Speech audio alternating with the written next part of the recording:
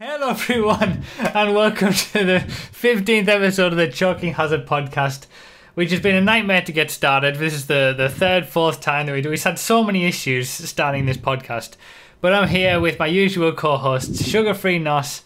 Hello. And RDT. Sup? We have been talking for the last 5 or so minutes to nobody because I forgot to start the stream. The nice joke. It was one hell of a choke, I've got to say. And our guest has been talking about what he's doing, which he's going to have to repeat now, and me talking about what we've been doing. So, yeah, we've said all this before, but we're going to just have to go through it again. So in this episode, we are going to talk about the Smuggler's Run DLC, which has just been announced. Our expectations about it, what we think it's going to be all about. This episode should be going up the day before it gets released on YouTube, so hopefully it will, give a good little bit of insight into our expectations or lack thereof for this new DLC. But our guest this evening is a man who has been part of our community for a long time, and he has a very, very interesting job, which is kind of related to what we do here. We're relating to cars and motorsport and all that kind of stuff. So our guest is andyp297. Hello. Welcome to the show. Thank you for having me. Thanks for having me. Thanks for being on the show. I've lost my words this time. Before we get into the GTA DLC, let's give us a quick rundown of what you do in your line of work, and then we'll come on to it in more of a discussion after we've gone over the DLC. Yep, so I work for Jaguar Land Rover, as many other people do where I live also work for them.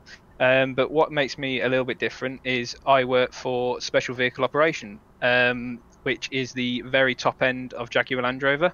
There is nothing higher in Jaguar Land Rover itself. So we produce vehicles such as the Special Vehicle Autobiography for Range Rover. We also do Special Vehicle Autobiography Dynamic, which you would have seen in the press recently with the boxer Anthony Joshua taking delivery of one. Also, we do the armoured Range Rovers, which not the type of thing you're thinking that are military. They look like a normal Range Rover, but in actual facts they're bomb-proof and bulletproof. So they're called the Range Rover Sentinel. Also, to come out of where I work was the F-Type Project 7s. And most recently announced is the XE Project 8, which is coming very soon, I believe, which I know was showcased at the Goodwood Festival of Speed.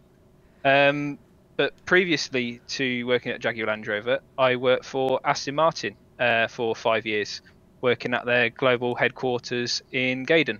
So I worked in the very heart of manufacturing around all the cars. So anything from 2002, any Aston Martin from 2002 you've seen would have come out of the Gaydon headquarters, including they're still produced there today. That's worldwide. There is no other Aston Martin factory. So yeah, it was very interesting. So we're probably going to have plenty of questions and stories for you, because that's an interesting line of work, especially Aston Martin and the top level of cars and things like that. And I understand there's some James Bond stories going on as well. So we'll get onto that. First of all, though, recently just announced today, just before we were recording this, was the Smuggler's Run DLC for GTA. I'm going to hold off my thoughts, I think. Woo! Woo! Yay! Yay! Are we going to have tiny racers for planes? Tiny flyers? I hope so. Tiny flyers. And then we gotta do it on stream again. No. I'm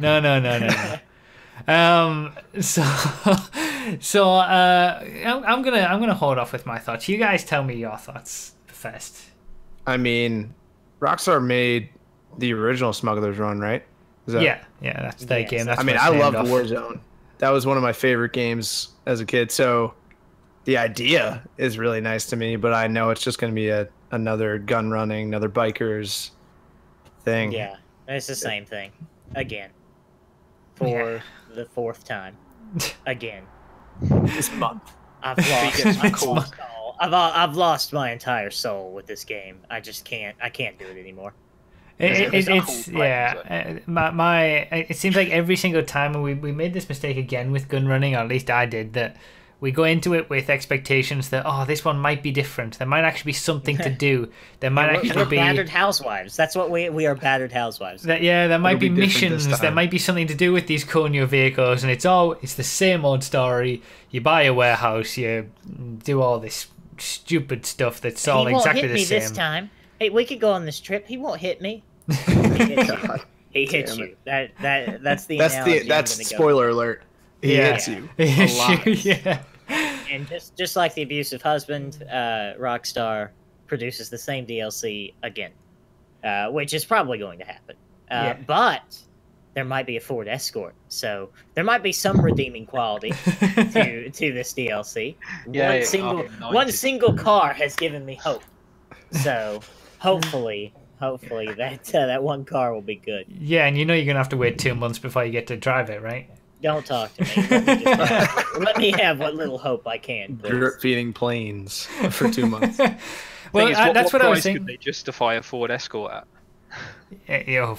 Well, any price these days. Yeah. Yeah. There are some people, it appears, having trouble watching it on Twitch. I'm watching the stream right now, as those who are watching live, I believe. Twitch are having some issues, but we're gonna muscle on because more people, I guess, watch and listen as well YouTube to the audio version. So. It'll be on YouTube, but just hold out, see if you can get it working on different quality sources or something like that. But the Rockstar have gone so far with their drip feeding now of content that they've drip fed up until the next DLC. That is unprecedented. We've not seen that before. It's impressive. That's amazing. Yeah, normally there's a gap. Like, they'll release the final thing after 8 weeks or so, and then there'll be a gap of a month or two before the next thing. But now we got the final DLC vehicle, the Ardent. What was it, like 2? Has it been 2 months since gun running? I haven't even had a chance to do a gun running DLC discussion analysis video. Talk about the Ardent. I'll get triggered. I will get triggered. I got triggered on Monday. On the stream, that started off put me on a bad road, but the Ardent was released last week, and then the following Tuesday, it's just a week after the final vehicle from the gun running DLC, we're gonna have the Smuggler's Run DLC. It's got ridiculous at this point. Yeah, such a bold strategy. I love it. I love it and hate it so much. You hate it as a consumer, but you love watching the craziness of it. Just the balls that Rockstar has. Yeah. Oh, man. I will say that customizable and like a hangar for your airplanes and stuff has been something that's been like highly requested. It has, so, yeah. I mean, the Pegasus situation has never been something that people have enjoyed, and we've had the ability to put these weaponized vehicles in your regular garages, bigger garages, and now aircraft hangars, customizable planes, and all this kind of stuff. So they have been doing generally the sort of things that people have asked for maybe 2 or 3 years ago, but unfortunately they're just not. They're tacking on the need to buy shark cards with it as well, which is what ruins it completely. And Sexy's just brought me some tea. Thank you. Oh, right in the middle of the podcast. Sexy cameo. So it's the same old story. No thought going into the actual content of the DLC. Just more stuff to spend your money on. That is our speculation. You never know. You never know. This could be the best DLC we've ever had. Yep. It could be, but we said that about gun running. I said about gun running that we might have these new missions involving these special vehicles that are on the level of heists or the heist setup missions, things like that. Don't. You're just like that woman who goes on the holiday and doesn't think she's going to get battered. You've just done it, Nos. I've lost all my hope at this point. Andy, do you have any time for this game anymore? Do you have any... I love GTA. It's still my favorite game now. I understand it's not what everybody wanted, and there's lots of problems with it, but it's still fun to play. I still enjoy playing it, and there's times where I'll go and play it for like 2 weeks solid again, and then I'll stop playing it for like another month, and I'll come back. And I mean, the new DLC, I really like the look of all the cool planes and that. I'm a bit of a geek when it comes to that stuff as well. So seeing Yeah, the I like planes and the planes cars, too. it's like yeah, they do look especially cool. 'cause I've got to say. they're all like related to history as well. So you can see like there's like the MiG 17 and that in there. Yeah, Which is yeah, I know. I be, recognise a few yeah. of them, which is really nice to see. So it's going to be cool. And like Nos said, with the hangar you're going to have, that's going to be pretty cool to have like all your planes then displayed in that hangar. And it's kind of cool. I didn't think about it that way. Yeah. It's like a garage, but Yeah. for But then planes. you're going to need a Here small in mortgage my- from Shark Cards for to probably purchase them all. So That's the trouble. And yeah. and then this was something that I said on Twitter when someone like spoke to me about it. Like said, all the new planes look really cool, so I'm happy about it. And it's like, yeah, they are cool and they're nice to have, but what's the point if you can't do anything with them? Like, Yeah, what's the the map price is so point? Two of them small. are not Yeah. entertaining. I mean, they've Yeah. always done a good job with the vehicles. Like even Yeah, gun running, absolutely. the vehicles are very cool and very fun. But Yeah, there's the just vehicle not is enough to do fantastic, with and them. even from a programming standpoint, when it comes to racing, and the vehicle has been programmed very well. It's just they get put in the wrong class sometimes, but always the vehicles are quite or get interesting. weaponized when there's no reason to be weaponized. Yeah. Don't start! Like Don't Ardent. start me! Don't start me on with the Ardent. We'll I wanna just both rant at the propose- same time. A question to our little crew here. What do you guys think is the best DLC that has come out when it comes to cars? Like, what do you think the best cars for a DLC are? Came from What? Just about cars, not relating to any other features from the DLCs. Yeah, like what are your like what do you think was the best batch of cars? Personally, for me, it was the I'm Not a Hipster update. I love all those cars. I think they're Yeah, all there awesome. were a ton of cars in there. Was that the Glendale and the Warrener and Yeah, stuff the like Glendale, that? Glendale, Warner, the Blade, Panto, Warner, the Blade, yeah. Manto. Yeah. There were some good cars in that one. I think for me, it's probably Cunning Stunts because it is the racing DLC in my eyes. You know, the proper race cars that we had there, and I to be fair, I enjoyed the RE7B when in its OP form. You know, it was how it should be. But yeah, I think Cunning Stunts the cars I preferred, just because of the racing aspect. I think I don't know. I like the Cunning Stunts, but I think it changed everything so much. And I really enjoyed the cars before that, where it like a bit more raw. But when they started releasing like the racing cars and the rally cars, it seemed like they were trying too hard rather than just enjoying it. I get what you mean. Like with Yeah. you know, GTA is not really meant to be a game where you have racing cars and rally cars and stuff. It's I don't really like stunt races, and it's a real shame. I miss like the old races. You go around like the city and everything like that. That was really good fun. And then the stunt races has changed things so much. Where I don't know. I find them a lot. The stunt races are so much more easier, and I'm hopeless at it. I mean, if you ever like in your streams and that, I'm always at the back. I can guarantee you, I'm at the back. And I don't know. The stunt races changed it when you're playing public lobbies. They're just so much more easier, and it's just a lot less skill in them compared to the original races. Yeah, Yeah. That's what I kind of miss. And now everyone plays those stunt races, and you get not many people playing the original ones. And you know, it's just that's what makes the game probably harder for me, in my opinion of it. Yeah, I From- figured you would have said like lowriders because of all the customization and design options. No, I don't like that. I don't. I don't like people like when they modify their cars, like put a big exhaust on it and stuff like that. For me, it's got to come from the factory. Yeah, If it I'm doesn't about come from the the same factory, way. then I'm not Yeah. interested. I think the vehicles themselves from all the DLCs have been pretty good. Apart from, I can't remember which one it was, but was it the business update? Someone mentioned it in the chat, where they had the multiple ballers and the multiple shafters.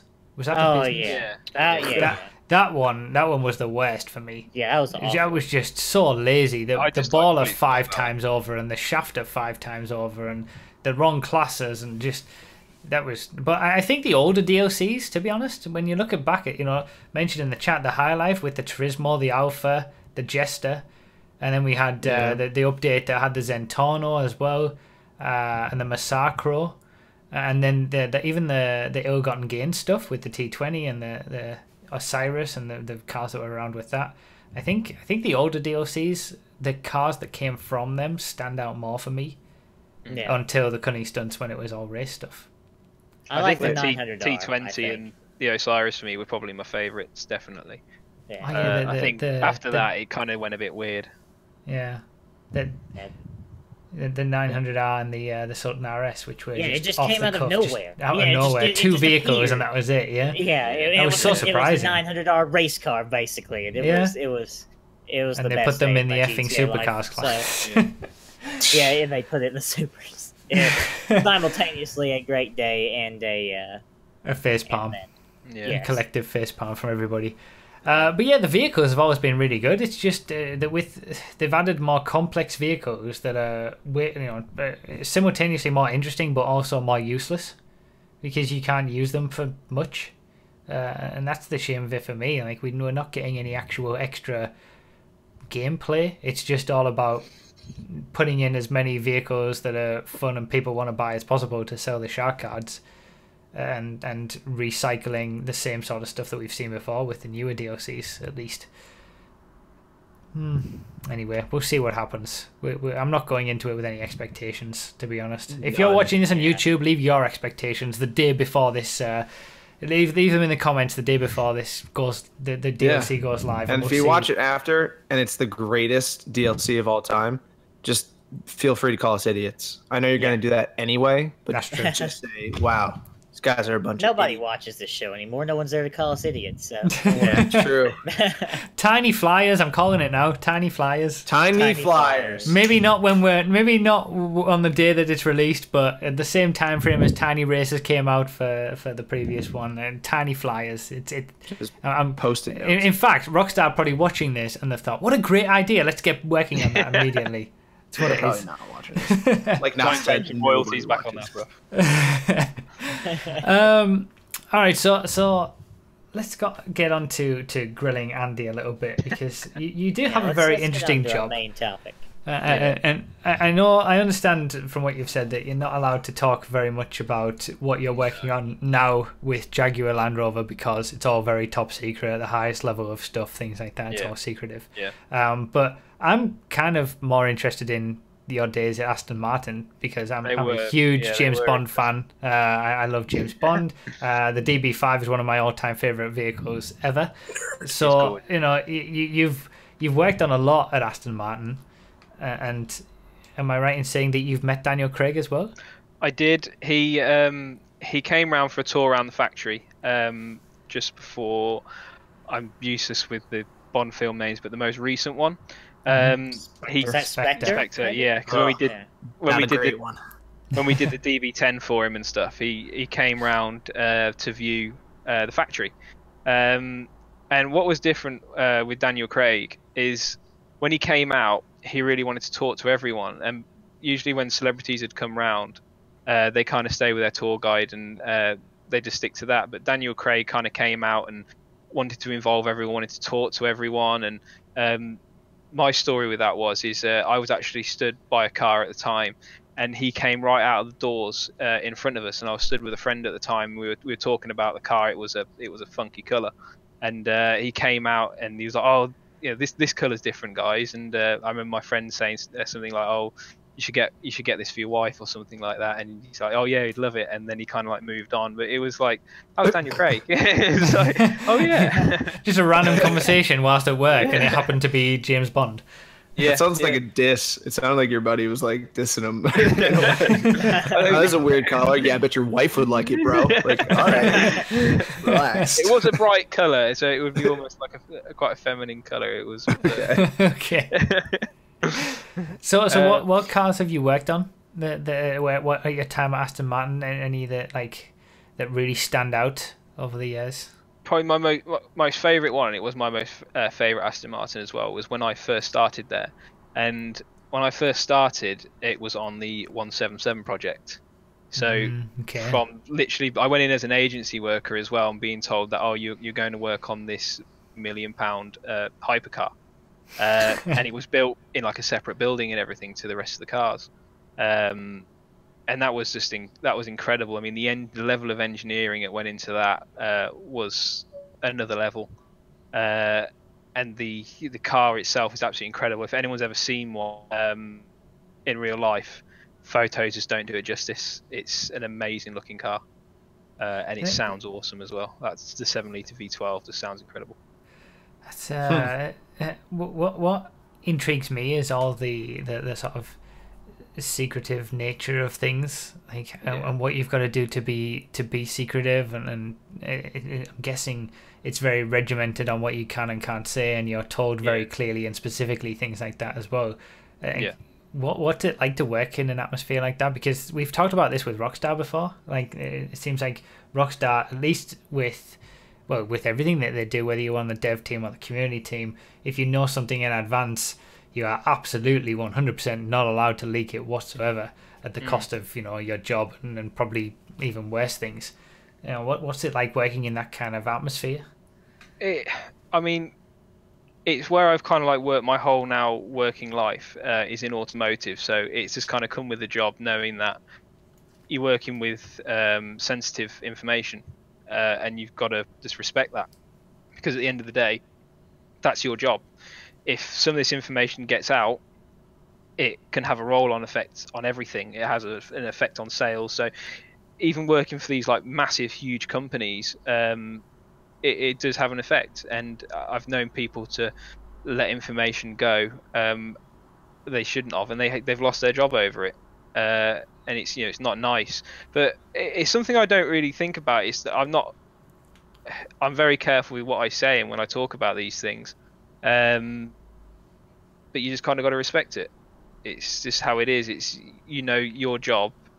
You're always going to be representing the company. Of something they used to talk about a lot, Aston Martin, is that even when you're not at work, you're still representing the company. You know, like times like this, I don't work for Aston Martin anymore. But when people like find out, oh my God, you used to work for Aston Martin, you know, it's different. I mean, they've only got around 2,000 employees. Where you look at that ratio with Jaguar Land Rover at work in the same area, they've got 100,000 employees around. It's, you know, it's completely different. So when people hear that, more exclusive club. Yeah, it is. Yeah, and I think I used to remember we used to always get the emails through Aston Martin that used to say like, oh, the company's been awarded the coolest place to work for the second or third year running and stuff like that. It was like, oh yeah, cool. Like that. It's a bit, you know, it's different, but everyone that works in automotive world knows what goes on. So in the United Kingdom, we've got the likes of Bentley, McLaren, Rolls-Royce. So these like the more premium brands, Lotus. Yeah, pretty big exclusive premium car makers. Yeah. So, you know, we all know they all roughly work in the same kind of way, and yeah, it's fun. It's kind of like a self-preservation sort of thing as well. You know, it's not that even that you would necessarily straight away think that if you leak this information you're going to lose your job, but on a further deeper level, if you leak this information, it might impact on the success of whatever it is you're working on, and that would actually lead to you not being as successful in whatever it is you were doing with your job. So it makes sense, actually. I don't know, man. The biggest thing with it is if you talk about like a new car, like, oh, there's this car coming out, it's absolutely amazing, it's going to replace this car. Well, the people that are in the market are now saying, oh, actually, there's something even cooler and bigger coming. Why would I go and buy this car? Well, it's that current car which is funding the new same one. With game companies and game consoles and all this kind of stuff. It's the same, like you tie that into the DLC with GTA. You know, if they told you the best thing's coming at the end. Well, that's what Rockstar do with their drip feeding. They wait for the XA21 for the last week or so, and they don't tell you about that beforehand. Count on like a group like us that's, you know, digging into this. They just hope that the people sat there playing the game that just want to play it and don't get into all social media stuff. That this one's come out, it's cool, buy it. This one's even better now, I'll buy that one. And that's exactly how it works. Yeah, and I think it's. I've just been like. You know, you look at Game of Thrones, and they had all those leaked episodes, and then all of a sudden they've got the highest viewer numbers they've ever had. Yeah. Maybe you think there's some value to some leaks? Maybe Andy, putting some in my DMs, that might some sales. You never know. Just saying. It feels like you're thinking about your personal improvement on this and what you can get out of it. Never think about myself. Oh, really? Everything that I know about you would make me suggest otherwise. Whatever, man. That's your opinion. Okay, cool, interesting. Do we have any other questions for Andy? And Yes. Do Go you on, have then. the document open like a professional podcast host? I don't have the document open. Okay. I don't need why a you document for go- questions. I was I going to wanna ask you know- about your Eclipse trip, but if That Andy is- has listen, something no, else we to are talk not about done. first. He has been talking for 5 I wanted minutes. to know. I went to the mountains, and you're going to turn this man off of a conversation to hear about my I wanna mountain. hear God, dude, mountain. no, shut No. I shut like up. mountain. I hate Mountain you sounds so much right now. They're okay. I wanted to know what your opinion on like the cars in GTA are compared to the real life counterparts. Yeah. I mean, I so- know obviously you're gonna think they're the cars in real life are the greatest, but still. Oh, my experience with the cars. So, I was never privileged enough to be able to drive the cars. You had to be an engineer to be able to experience the cars in full. That's the way, like manufacturing automotive is regimented. You have to kind of stick with your job. You stay in your lane, as such, and that's how it is. But I did actually do a driving experience where I got to drive 5 different supercars, and one of them included a V8 Vantage. The other 4 was a Lamborghini, Ferrari, an Audi R8, and a Porsche GT3. Now, I was going there expecting that I wasn't going to be that interested in the Aston. I was like, I see them all the time, whatever. I was looking forward to the Ferrari and the Lamborghini. Now, the Ferrari and Lamborghini were the worst. I did not enjoy them at all. My Interesting. favourite was the Porsche because it was like a little go-kart. It was so fast, and it just went, and you could throw it around corners, and it was such good fun. I've often heard that about Porsches, like with the rear Yeah. engine, rear wheel drive, they are like big They're go-karts. they're my. I love Porsches. They're my favourite. And then the V8 Vantage came in second because it felt like a really good solid car that you could put around a track, and it was good fun. And then it was like the Audi R8, but that was like really electrical, and it just felt like the car was almost looking after itself too much. And it's like if you had the money there, I wouldn't even consider it. And then the Ferrari and the Lamborghini were just like, yeah, we're just selling you a badge, and Yeah. we've made an attempt at this car. This is what you get, and there wasn't a lot. I didn't feel like there was a lot of thought in it. But when it comes to the GTA versions of cars, like do you think that Aston Martin, for example, has a problem with GTA having their cars in there and stuff like that? No, they wouldn't. I know they wouldn't at all because it's like publicity to them. Because if like someone loves, like the race cars, the variant of it, and they're like, oh, what's the real life version of Martin? It's free publicity as such. Yeah. And I've always wondered why Rockstar never really just contacted some manufacturers and like, look, do you mind if I put a digital version of your car in this game? Because I know the likes of like Forza Motorsport. When I've been working at Aston Martin before, I know Forza Motorsport came in to do some engine sound recordings for the cars and stuff like that. And again, it's just almost like free publicity. So I don't know why there'd be many car manufacturers other than when it was started getting down to competitiveness is, oh, why have you made our cars weaker than their cars kind of thing. It's you're not paying their, so that's the only thing. Plus I suppose these companies would start asking for royalties and stuff like that, which Rockstar don't seem to go along the state. They don't seem to go on the licensing route, do they? Like the big car. I mean, you can't get away with having a Gran Turismo without the official cars, but Rockstar with everything is parodied. I guess you don't really need the official. I would imagine that Aston Martin also doesn't want somebody to pick up a prostitute and their new that's true. Yeah, that's a good point. I guarantee murder that's someone happening like in Aston Martin once or twice.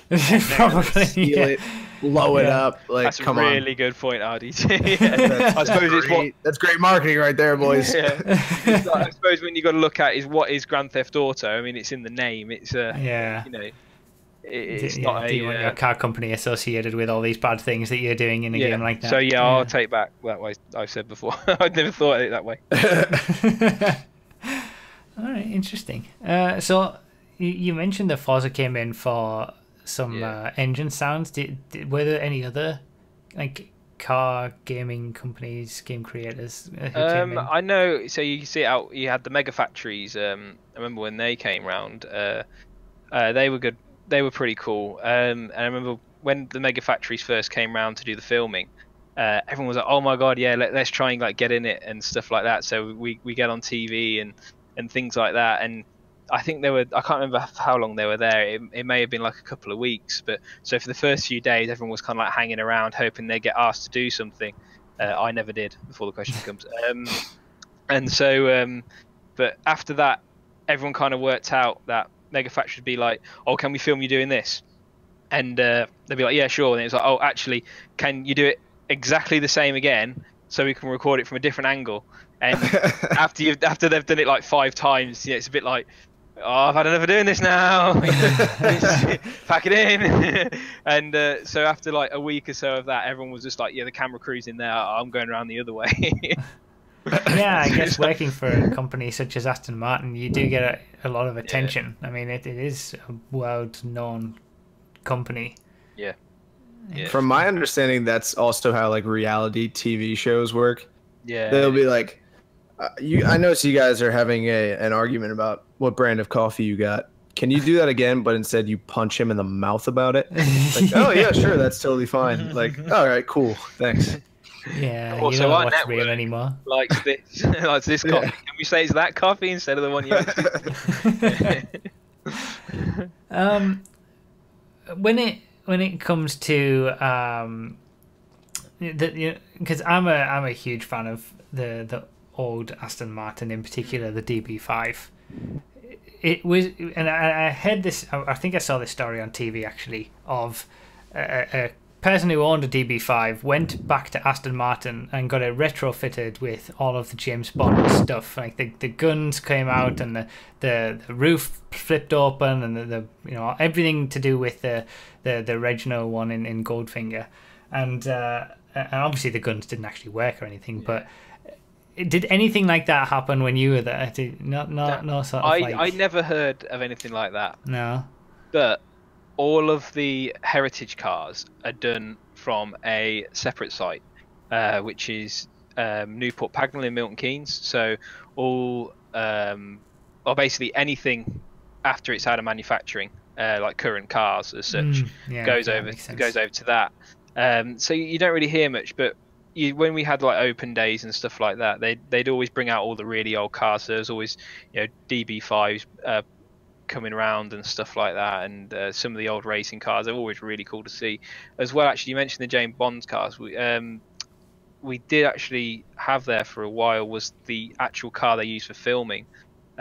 That DB5, it had the rockets still in the headlamps and the roof was off for the ejector seat and stuff like that. It was the actual one they used, which was pretty cool to see. That's pretty cool. That is really cool. Yeah. I need to see that. I need to look up where that car is and what show it's on next or something, or where it's being displayed, and go see it. And that's like part of my childhood right there. You could probably contact Aston Martin and make out you're interested in buying one. You say you're a big YouTube star. Don't do the research.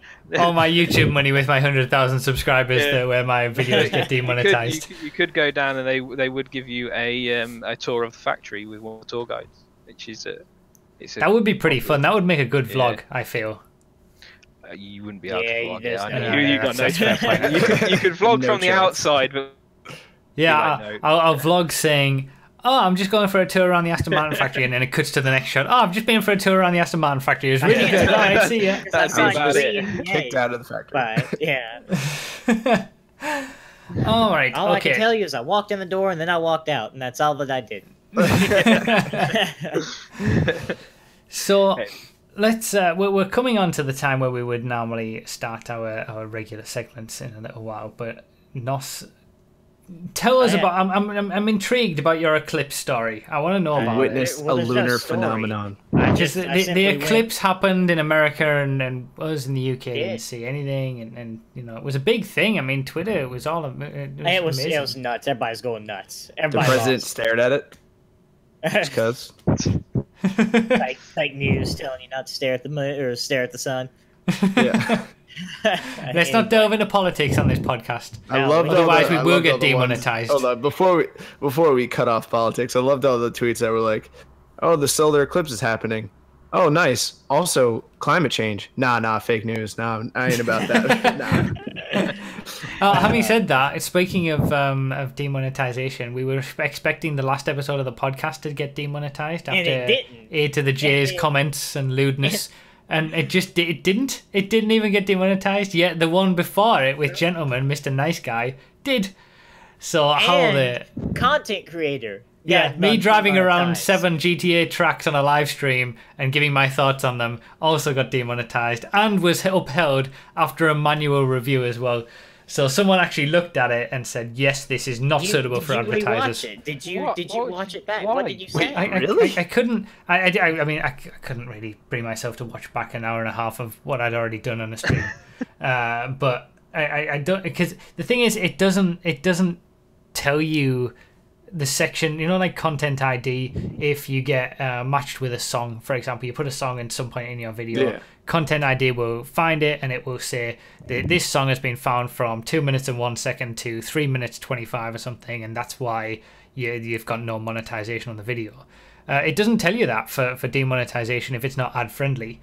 It just says this is not suitable for advertisers. It doesn't give you any indication of what part it was, what it was, why it's been demonetized. Nothing. You get nothing.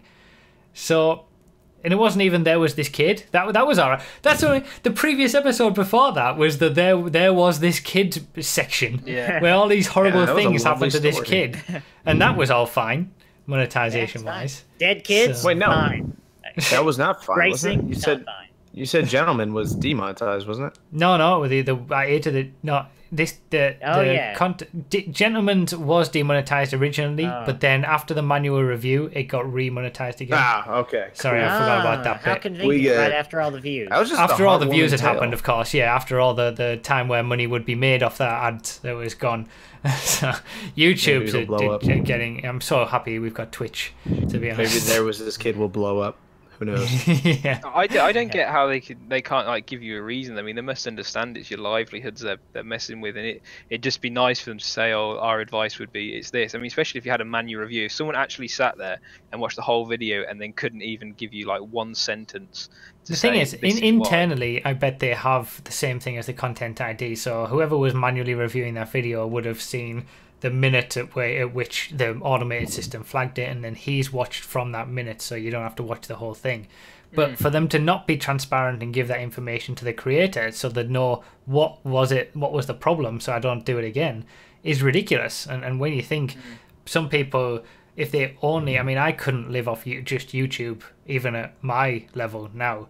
But some people may only do YouTube, and they're a little bit bigger than me, and they've just got to the point where they can live off YouTube. They quit their job, they start YouTube because they're making enough money to support themselves, and then it turns out that half their videos get demonetized, and they don't know why.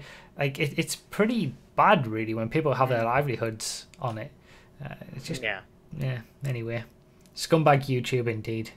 So come on, Nos Eclipse Story. Well, there's no story. I went up to Pigeon Forge, Tennessee. You've never been there? Okay, place. It's all right. Never been. Never been there. You've never been. Well, I know Never no heard one of it. here has ever been.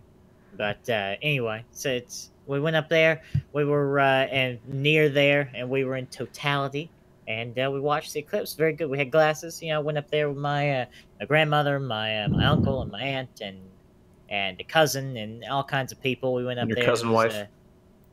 Shut up. But I mean, there's really nothing to say, really. I just watched the eclipse. And it was good. It was a very good experience. I recommend it. If you're in the path of the next, get there. It was a solid 9 out of 10. A solid 9 out of 10. That's high praise from someone who's always so negative about things. Yeah, it was good. It was an experience. Like looking up at the sun without the glasses during totality, and seeing that was very interesting. Watching it through the glasses, and you watch the last little bit of sun disappear, and then you can't see anything from the glasses, and you Do you take see the them off. corona? Yeah, you see, the diamond ring or whatever people want to call it. That's what it's called. So yeah. Yeah, whatever. How much of it did you see, Andy T, from where you are? About half of the sun was blocked out. Okay. I would say Did they were saying it was going to be like 75% of the sun was blocked out, but it was like half, I would say. Okay. For my days of staring at the sun, I would say about half, you know. Another interesting thing was like just how different the lighting was in general as well. Like it's unlike anything else. You know, it's not like it's a cloudy day or it's dusk or anything Really? like that. It's actually a unique time. Yeah, it is completely. It's a completely different hue, a completely different type. It's just is very different, and I really enjoyed it. The thing is, we had a total solar eclipse in the UK. I think it was maybe 15 years ago, something around between 10 and 15 years ago, I want to say. What? 1999 was it? Okay, so it was even longer ago than I imagined. And I didn't get to see it because it was you could only see it further down south, and I'm up in the north of the UK. I got to see it down in the Midlands. I remember. Yeah. I remember I would have been 8 years old at the time. Yeah, I would have been 8, and I remember having the glasses on and staring up at it, and it was cool. I was in my grandmother's backyard. It was cool. I remember. So I'm the only person out of all four of us who hasn't seen an eclipse. I'm so disappointed. It's something that I want to do in my life before I die. Like, I want to. Listen, I want to travel somewhere. Fly over here, and we'll 2024. Yeah, 2024. We'll meet. I thought it was a lot longer than that for the US to get another one. No, there'll be another one that comes up like through Texas and Oklahoma and stuff like that. Well, yeah. I want to travel. It was over the entire United States. That's what the last. Right, that's why it was such a big thing, big news and stuff. I think it said the next one is in like Chile in 2019. I think. Okay. Yeah, they happen all the time, but they usually happen like in the ocean or over Kazakhstan or something. Yeah. This one was in the United States, so people were like, "Yeah, awesome." See, that's the thing. I want to travel somewhere where it's happening at some point during my life just to experience it. It feels like the sort of thing that you need to experience. That's something exactly a bit special. why I went. I mean, we didn't do anything else up there. We didn't have time because I rode with my grandmother. She had to go back to work on Tuesday, so we didn't have time to do anything else. We just drove up there, basically watched the eclipse and come back. Yeah. So and I didn't really want to go because again we were doing nothing, but it's really something that you have to experience. Yeah. So. I definitely recommend it. 2024, there it is. 2024. America I know we have road one trip. in the UK. I know we have another one in the UK. I think it's like 2026, maybe. Okay. No, it's 2020 something. I remember seeing that as well in the news when they were talking about it. So. The problem with the UK is the cloud coverage. It's so cloudy. Yeah. All right, so regular segments. Let's move on to it. I didn't watch Choked yet. We should probably get on. I haven't watched them yet, actually. But for those who want to ask any questions for our three regulars or Andy on his line of work, his special line of work, you can get in the Discord chat, and MB Hammer will be there to take your questions for the what do we call it? What do we even call that a segment? The Choking Hazard call-ins, yeah. We've never called it that before. Yes, Just go to the phone bank. Relax. The phone bank is the where we've got the community questions segment. I don't know what it's called. Anyway, it's just been a. We're gonna call it call-ins to appease my desire to be a radio DJ. All right, okay, fine. So yeah, if you want to ask any questions, get in Discord. It's all in there in the phone bank room. But for now, let's have a look at the chokes of the week. Let's stay right on into the chokes of the week. Choke of the week. There you go. There's the starting the stream's got to be the best one. Yeah, the start of the stream when we were talking for 5 minutes and explaining what you were doing and everything before we'd even actually realised that I started the stream in the first place. Yeah, that probably is the joke of the week, but I can't win them anymore. I'm not allowed. Last week I managed to actually get the screenshots sorted out so that you guys would be shown, but because we've now got four screens with the guest cam, I don't have that set up anymore, so it's going to be just back to me. Don't give me your stupid. I'm so done with you guys. All right. So, first choke. Wall climb choke this is. I'm going to start playing it now. Who is this from? The Nero Bloody Custom Squirrels. from Bloody Squirrels. Bloody The Nero Squirrels. Custom bright Nero yellow, Custom. so you don't miss him. Coming down past Integrity Way and the Arcadia Center here. And if you're listening to this on the audio version, And he's had It's not issues. come Major Get, issues have happened. Many. you can watch issues this with on the YouTube version of the podcast on the channel. And that was it. We didn't even get to see the That's end. it. Out of first place. Oh, we're on G-Fred. Yeah, G-Fred. Pay Back attention to in all the the back places of I make G-Fred. up. Okay. So he was in 25th. It's in the Rapid GT. Good car. Pretty good for G-Fred. G-Fred, actually, the Rapid GT. The exemplar's the same. I'm Surprisingly. useless at G-Thread. I just give up on it. I can't do it. Can't do it. Can't I do it. can't either, don't worry. Never ever give up on G-Fred. I've completed them, but not satisfied. Up into Is it- 17th, up into 16th. Who is this? This is Woolly Hat Taker. Okay, what? This is not a good place to go. Oh, going for a yeah, slight that jump. was not a good. That was not the line. That was No, not that the line was- that you take up G-Fred. No, All it those was not. positions gone. That was the incorrect line. That was For the sure. incorrect line. That is true. What a shame. And then the final one is a Headphone Twitch warning. clip. Headphone warning, by the Headphone way. warning. Do I have not put the play volume that down a at little full bit. volume. Okay, I've put the volume down, so hopefully it's the right level, but I haven't watched this before. Where are we at? Alright, let's play this one. I imagine it wasn't Summit that actually submitted this. No. Who knows? Bro, big I will fan. block you. No, I can't believe it. I can't. I. What a mess of a human That being. was some headphone warning. It Fuck you, was- Krupp. Say, will I fight told you. No! I mean, that was a pretty good choke. Like, Yeah, that right was- at the that end. Yeah, that was a good show. He's very good at that. Yeah, that was an impressive choke, you gotta say. I Oh, I was in imagine... this race, actually. This was back. This was when I was playing. This must have been like Sunday. I imagine over 1 million followers on Twitch, Mr. Summit 1G did not submit that to the Choking Hazard podcast himself. Somebody else probably did it Hey, for him. man. But But, we can uh, always award him the Choking Hazard Podcast Joke of the Week if people vote. Anyway, I'm sure. Anyway, he'll- yeah, he'll it's be- time for you guys to vote in the chat. Vote Yeah, for which one I'll- was your favourite choke, which one you thought was the best choke this week, and do you guys have your decisions? And obviously, we're not going to mention them just yet to not influence the chat, but I mean think that's the I first do. time I've seen them. Yeah, I definitely do. After I think watching them. I do too. Normally, when we decide that quickly, it's quite unanimous. It's unanimous. Yeah. But never mind. You know, It was you clear. never know. It was clear. It was clear. Okay. Not biased either. At So all. you guys can vote for the choke of the week in the chat. Some good chokes, I thought, overall. Like as a whole. Yeah, not bad. Not bad this week. Not bad. Not bad. Good to see a G-Fred choke in there. It's nice to know that it's not just me that chokes a G-Fred. I still So- think the best G-Thread of all time was the Christmas 12-hour stream with you and Tony.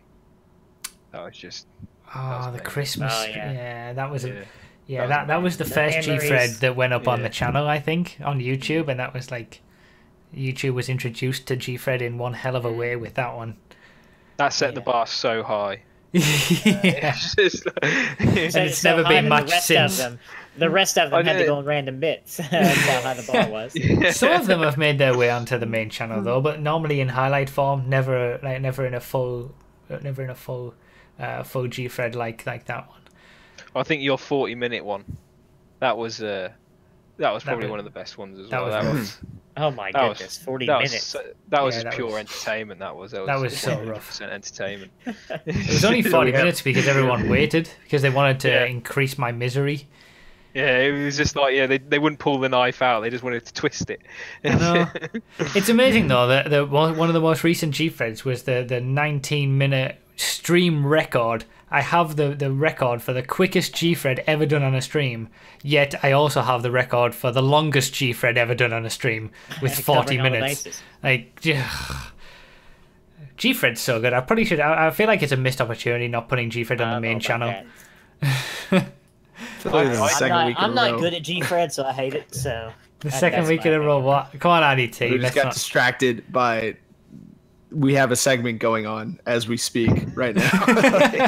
Look, we gotta move. We gotta move it on into RDT's Apple Juice Minute. No, we need the results Yeah. first. Come on, we're Yeah, not we can't- right. can't We get need the that. results. We- That's we what I have the mean. results. We don't end the segment. We just keep talking about it. we just gotta talk about random stuff. I know. Quality podcast. So that summit video was it was submitted by somebody called Scummit1G. Yeah, I Apparently. think So definitely him. Tomei Lol made the clip. I know on Twitch. So maybe, Yeah, it but he may doesn't. well be him. If he wins, he gets the win. Summit gets the win. So we do have a winner. So gentlemen, what were your choices? Go on, you go first, Nos. Headphone warning. That's my choice. Yeah. I choose headphone warning. Yep, same Summit. Yeah, It was a proper I don't know show. where Bloody Squirrels ended up in that race. It was pretty early, and Yeah. sorry, 14th place. It's nice, but not good enough. Summit, definitely. I'm gonna take that. RDT is the man who knows the proper chokes. Yeah. Me and him are on point with what needs to be a choke. Yeah, I agree as well. Summit was my choice. It was a proper choke, last corner from the lead. And it was one hell of a choke. as well. You can see his desperation and his scrambling to try and hang on to what he Yeah. had. Trying to block everybody out. Just getting punted out of the way. Go on then, Emby Hammer. Was that the winner? The results were third place was the understeer issues from Bloody Squirrels. That was choke 1. Choke 2 was second, the G-Fred catastrophe, and Summit's choke was the winner. So well done, guys. Congratulations Summit. to Big Head. He Yeah. is by far the worst this week. If he ever comes on the show, we can give him his award. Yeah, Yeah. we can tell him in person that he's terrible and he's Well, just he bad. does follow me on Twitter now. I could inquire. So Oh, big man Nos. Do it. yeah, well, he followed by follows the you on big Twitter boys. too, bruv. So I mean, No, you I could don't think inquire as so. well. Yeah, he does. I know he does. He follows me on Twitch, but not Twitter. You Get him on the really? show. Yeah. I don't know. You might want to double check that. Anyway, Apple Juice Minute. Yeah. No, I know a lot of people were upset last week that I didn't Everybody have an was Apple so Juice upset. Minute. I was And upset. It was hard. It was hard to handle. It was. Unfortunately, No. this week I just don't have the heart to do it because what I'm drinking right now, I'm very proud of my heritage. All right, my You're ancestors. breathing a little hard, by the way. Yeah, you're breathing heavy right now. Sorry, I was getting excited then. I was getting excited. My ancestors, they had a hard Scrabble life. All right, in Ireland. In case you didn't know, I'm Irish, half at least. As most Americans are, as they claim to be at least. But it would just be offensive if I were to say things like, "Oh, I bet that this beer was brewed in a pot of Lucky Charms by drunk leprechauns, and it goes best with a garnish of potatoes, and like it's the only thing that anyone ever drinks." I'd like to be respectful to my heritage and representing a good old-fashioned Guinness. Have a point of the black stuff for me, all right? McGregor Bless 49-1. Let's go. Good stuff. I love it. Good stuff, Love it, RDT. RDT, and I love you. Apple Juice Minute returns.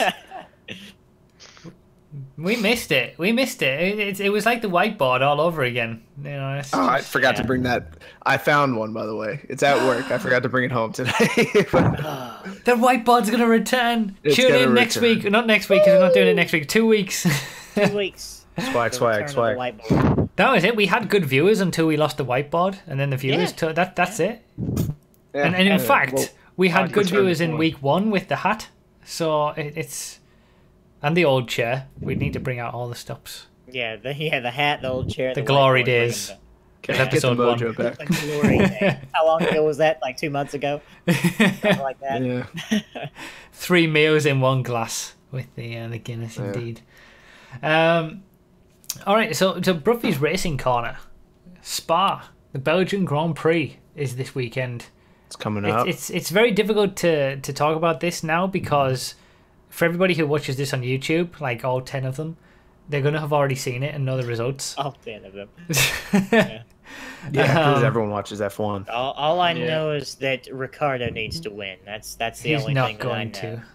Look, maybe if we pray hard enough. Maybe. I like Ricardo. I've got to say Ricardo is my favourite as well, but he's not going to win realistically on Spa and Monza, the 2 tracks to come. They're such power circuits. They're all about engine. Mercedes has the slightest edge over Ferrari, and then it's going to be everybody else behind, unfortunately. But that's how I'm predicting it. Everyone who watches this on Monday will know the results, so you can see how good the predictions are. But I'm guessing a Mercedes 1-2, Ferrari 2-3, Red Bull 4-5-6, and then everybody else. What? You mean Ferrari 3-4, right? Yeah, did I say 2-3? I got that. I know. Yeah. I messed that up completely. Where's Bottas? Where's he? Yeah, they're both finishing second place. Yeah, I think it'll be a bit of a not an awful lot of fun, this one. I will pray for Ricardo. I want him to win with his I wonder what kind of odds he has for gambling, like 66-1 or something like that to win. Because I know that one race he won, he had like crazy odds. Like if you put a $5 bet on Ricardo, you would have gotten $5,000 or something. Saw somebody tweet about that. Yeah. Some people were very lucky with that. Speaking of betting, I went to Atlantic City last night. Woo. First time ever gambling.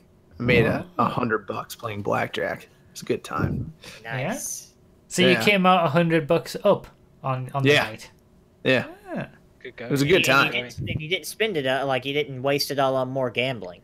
No. Did you? Yeah. The way I look at it is I made $100 drinking because drinks are free at a casino. So yeah, that sounds very good. Don't get into a habit of it though. It's a losing game overall. Oh, I'm already. Dude, I'm going tonight. Blackjack's a good time. Just don't go play slots. Those I can't. Yeah, slots are the worst. Yeah, I can't. I don't understand how anyone enjoys slot machines. It's just a repetitive. Just yeah, it's like you just kind of get a feeling that it's like you've got to put 50 in before you'll get 5 back. Yeah. The odds are well stacked against you. Yeah. Speaking, of that kind of stuff, I will be going to Vegas when I go over to the US for TwitchCon in about a month and a bit's time. So I'll meet you there.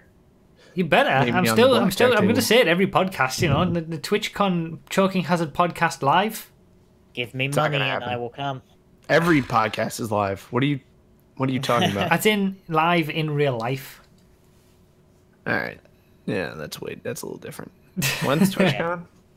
Give RDT gas money. He'll come down. If I have a job by then, I just applied to something. So if I have a job by then, Okay, that's better than what we've had before. It's working. It's working. We've gone from absolutely not, can't possibly do it, to Nos saying if you give RDT gas money, and then RDT saying if I have a job by then. So it's working, guys. It's working. I'm going to mention it every single podcast. Why am I answering all these questions that Seb Rosenberg is asking? These very detailed questions. Guess what my birthday was, now how tall I am. I answered both of them. Yeah, that's a worry. I should probably retract Let's that. answer some proper questions, shall we? From the phone. Do we have anybody in the phone bank to call into the show? It looks like we got one. We certainly do. We've got one guy.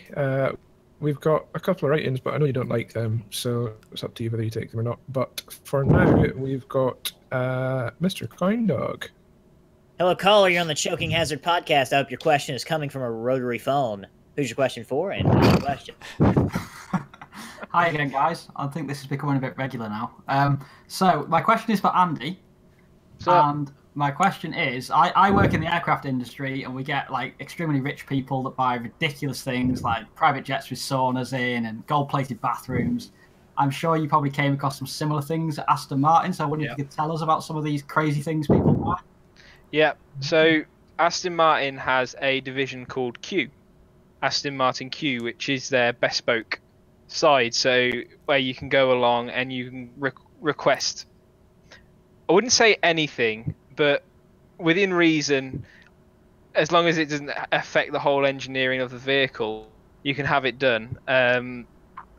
I mean, we saw such things of people having magnets put into the headrests with little plaques for his and hers. So depending on who's driving, has his and hers, they can change at either seat. And especially with 177, I mean the type of money you are dealing with there, and the type of people that have got that kind of money just to, dish out for these cars.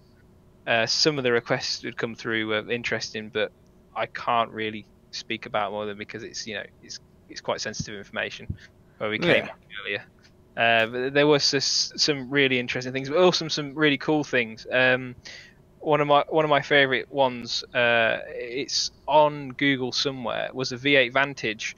Had it like a two-tone pearlescent paint that was almost like a chameleon paint that would it changed color as you like walk past it with a reflection, and the color of the carpets and everything that were in the car, when you saw all the parts individually with not all together, it was like, ooh, no, that doesn't look right. But when you saw the whole car assembled, it looked really cool. But at the same time, it'd be one of those things where you'd think like, at first, oh, this is a great idea, but after 12 months, you're like, ooh, I'm not sure. I may have not made the right choice. I understand that in the aircraft industry as well, that the money these people have, the stuff they were requesting by, I mean, they can have anything they want, and a lot of it's almost bragging rights. It's just like, you say like in the aircraft industry, oh, I've got a sauna in my jet, have you? Yeah. 2 inch kind of thing. It's like no, I haven't, but I want one now. It is. And when you're making cars and making aircraft, especially for such rich people, that the amount of money that a normal person makes from year to year is probably like nothing to people like that. Oh no, these are people that literally don't know what to do with their money. So they decide to put his and hers plaques in that much money. their car. Just go buy some stuff. Just buy stuff. Some shark cards. All right, they'll go broke in a minute. I still wouldn't buy shark cards out of principle.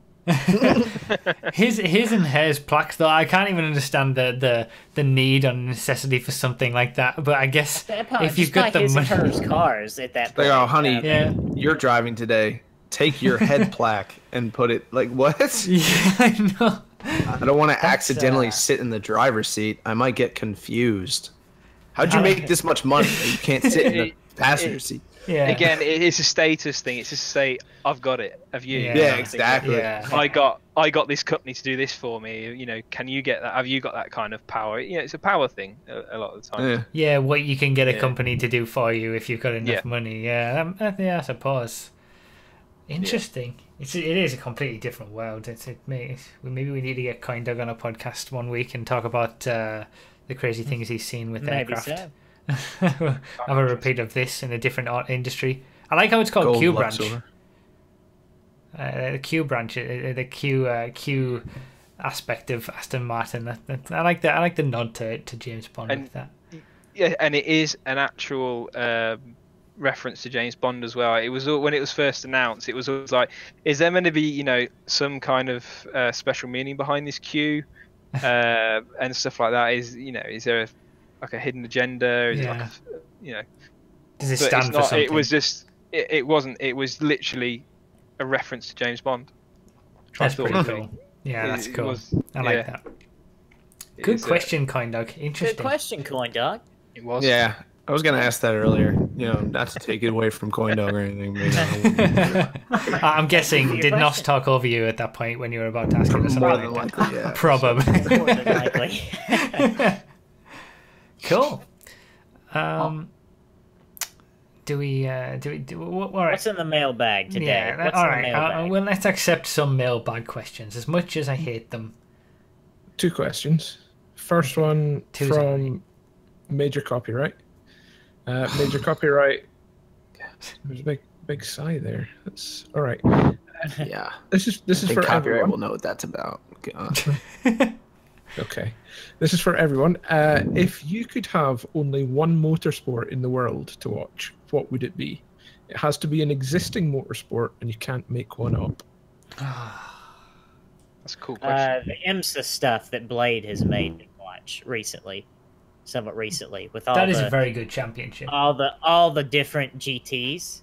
I've got to say, it's very interesting. It's always the racing is always interesting. So multi-class endurance type racing, basically. Yes. Yeah, like Le Mans. Rallycross would be a close second for me. Yeah. I've got to say. Do they have any? You know those hovercrafts? Oh wait, I mean NASCAR. Yeah, I knew you. Let me back up. NASCAR. Do they have like hovercraft races ever? Because I would not watch that. I'm not a huge motorsport fan anyway, so like any of that. Diddy Kong racing tournaments. That's what I would watch. I like how some of the chat are saying MCC. Good answer. I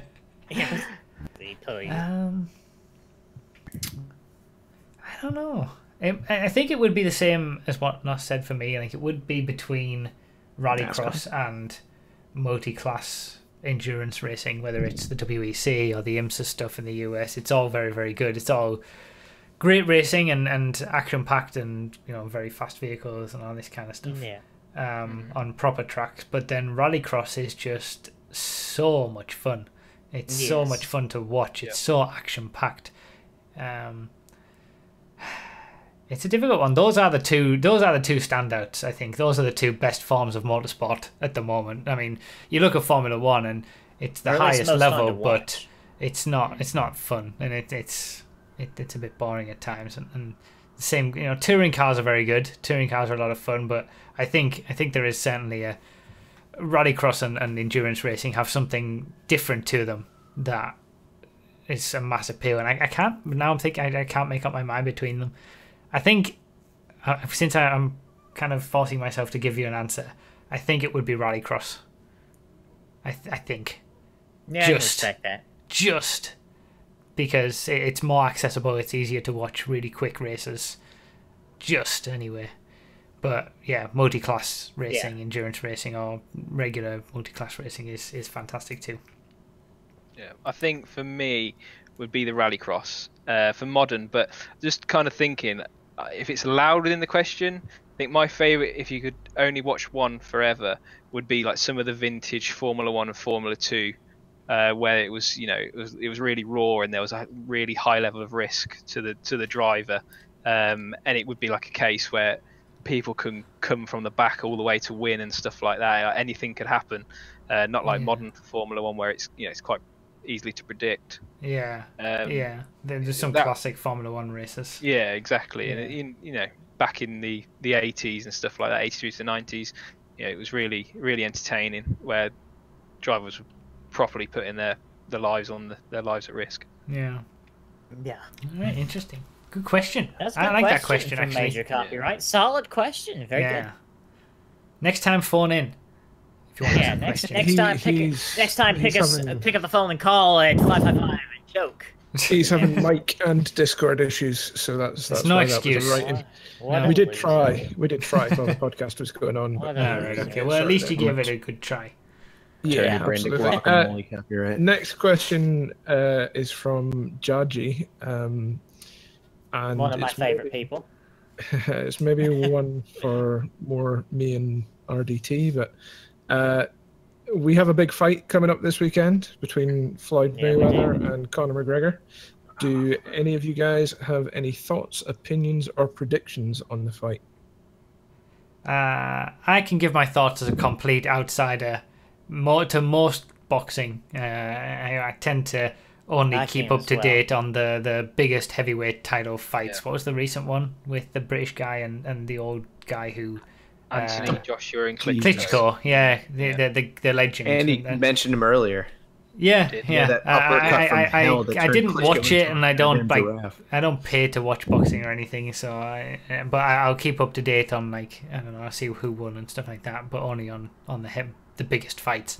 And when it comes to the UFC, I don't watch that at all. So as a complete outsider, it's been fascinating to watch them sling, terrible insults Leather. at each other. It's pretty ridiculous, really.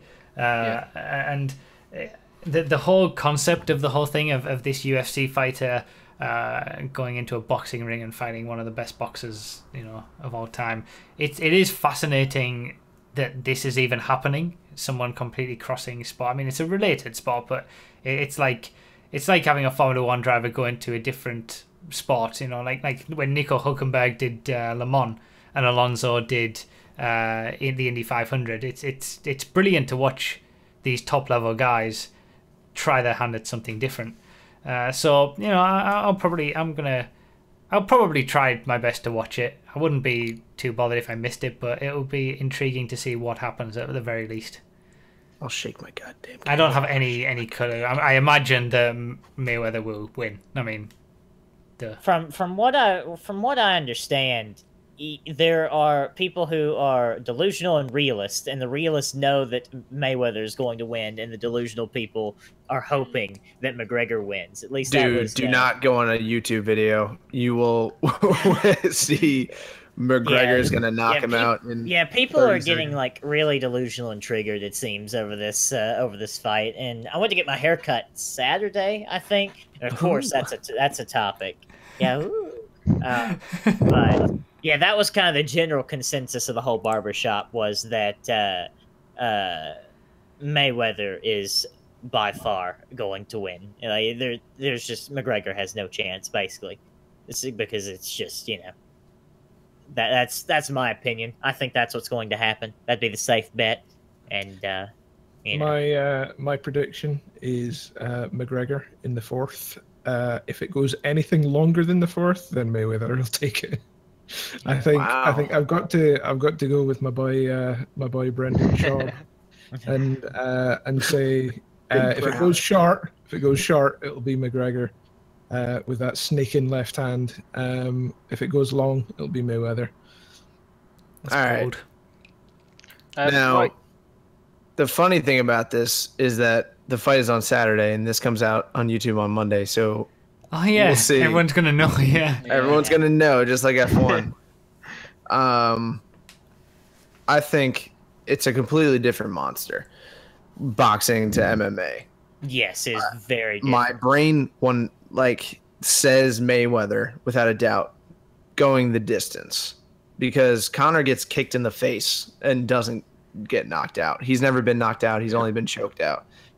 I think the chances of him knocking Floyd out cold are slim to none, because if you look at his KOs in the UFC, only one has ever been a flatline KO, and that was Jose Aldo, who was rushing into him.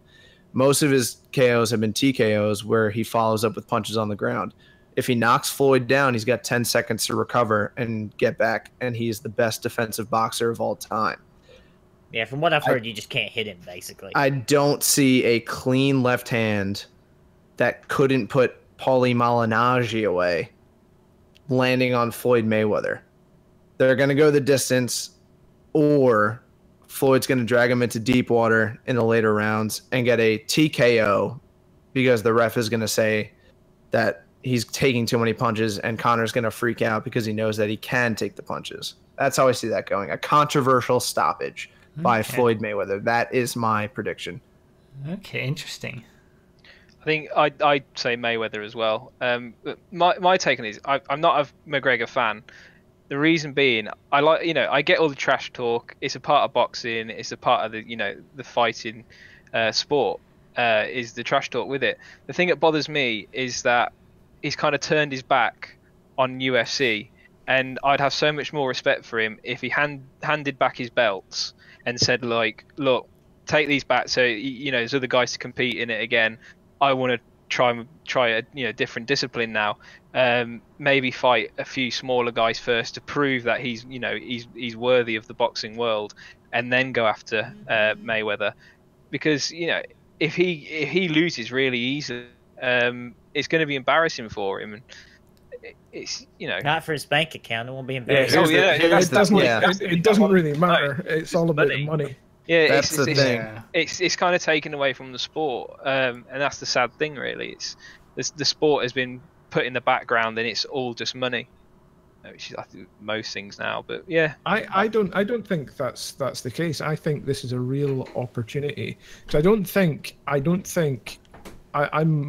going to go against what RDT said. I don't think Mayweather will ever stop McGregor, right? But I do think that McGregor will put on enough of a performance for boxing fans who are completely dismissing McGregor, seeing his 0-0 record in the square ring, and just completely dismissing him.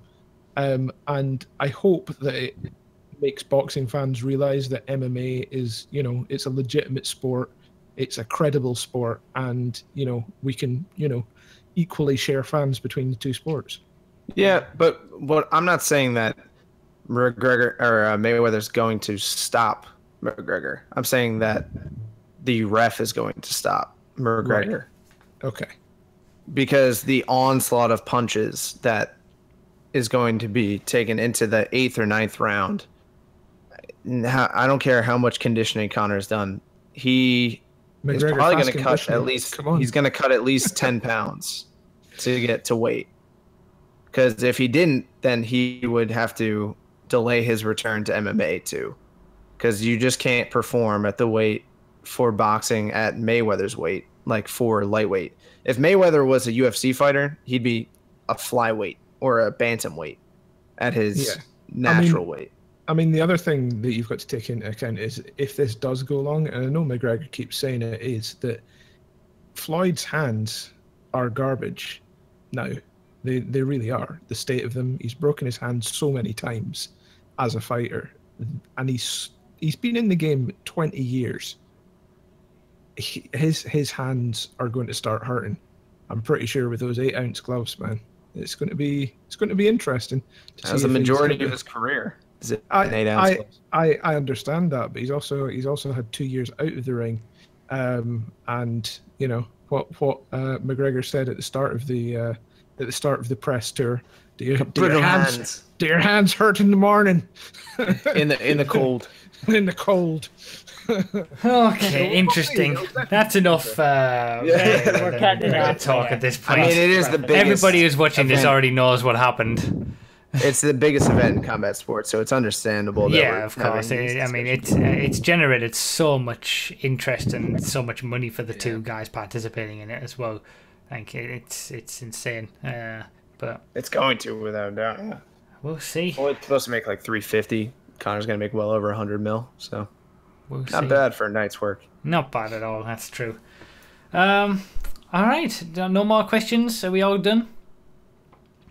I believe think so.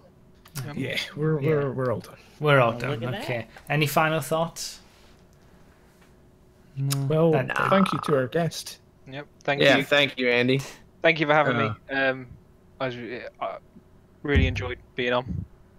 Yep. I got there. I was really when MB Hammer sent me the message first asking me to come on. I was having a bad day, I remember, and I was so happy when I got a message. I was like, oh yeah, that's so cool. I can't wait now, and it lifted my whole mood for that rest of the day. So yeah, I really enjoyed getting the invite to come on here. Oh, so, yeah. Brilliant!